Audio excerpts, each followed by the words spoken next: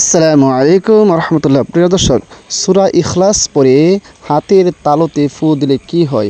হ্যাঁ প্রিয় দর্শক, অত্যন্ত কার্যকরী এবং গুরুত্বপূর্ণ একটি আমল আজকে আপনাদের সাথে শেয়ার করতে যাচ্ছি।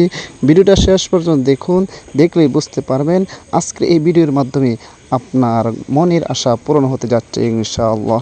হ্যাঁ প্রিয় দর্শক, বিস্তারিতভাবে আমি আলোচনা করব কিভাবে পড়তে হবে, কয়বার পড়তে হবে এবং কিভাবে করতে হবে সবগুলি আমি আলোচনা করব। তবে ভিডিওটা শুরু করার আগে আপনাদের কাছে একটা রিকোয়েস্ট, যারা আমার চ্যানেলের মধ্যে নতুন আছেন অবশ্যই চ্যানেলটি সাবস্ক্রাইব করে পাশে থাকা বেল আইকনটি বাজিয়ে দেবেন। প্রিয় দর্শক, কী বলেছে সূরা ইখলাস?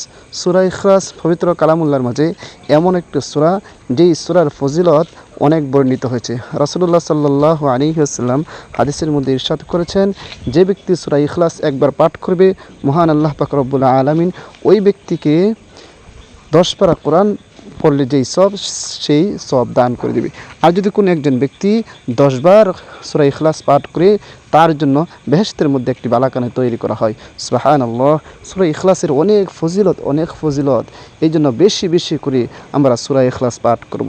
আজকে শুধু আমরা জানব যে সূরা ইখলাস পড়ে হাতের তালুতে ফু দিলে কী হয়।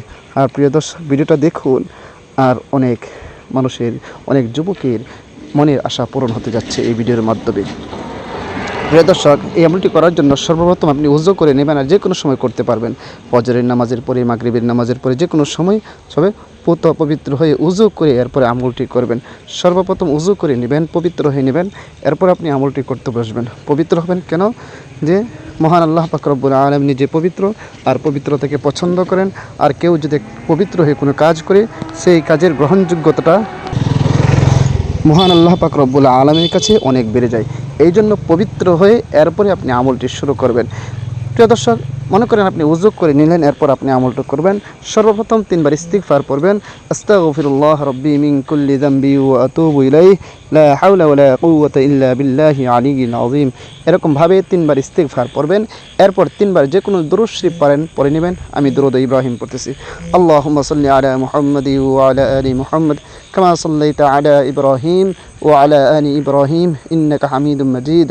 اللهم بارك على محمد وعلى آل محمد كما باركت على إبراهيم وعلى آل إبراهيم إنك حميد مجيد।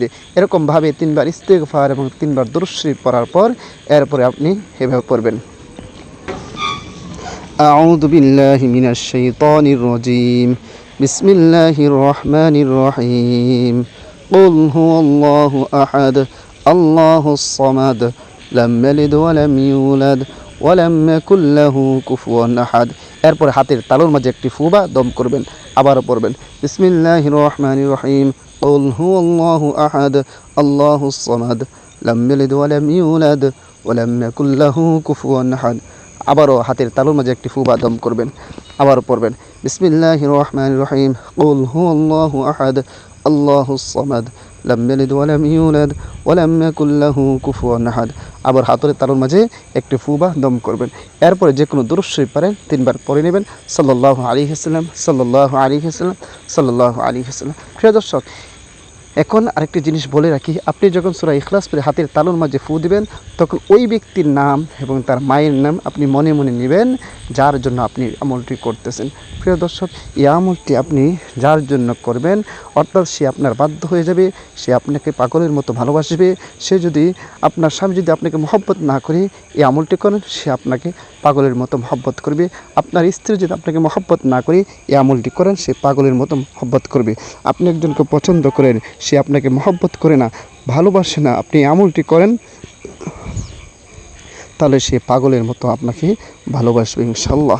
হ্যাঁ প্রিয় দর্শক, এই জন্যই বলেছি, যার জন্য এই আমলটি করবেন সে আপনার জন্য পাগল হয়ে যাবে। তবে আল্লাহর উপর পূর্ণ আস্থা রেখে সঠিক নিয়ম, সহি তরিকায় যদি আপনি আমলটি করতে পারেন, অবশ্যই ফল পাবেন। প্রিয় দর্শক, ভিডিওটা বেশি করে শেয়ার করে দেবেন, যেন সবাই মনের আশা পূরণ করার জন্য আমলটি করতে পারে এবং অবাধ্যকে বাধ্য করার জন্য আমলটি করতে পারে। সবাইকে অসংখ্য ধন্যবাদ ভিডিওটি দেখার জন্য। আসসালামু আলাইকুম ওয়া রাহমাতুল্লাহ।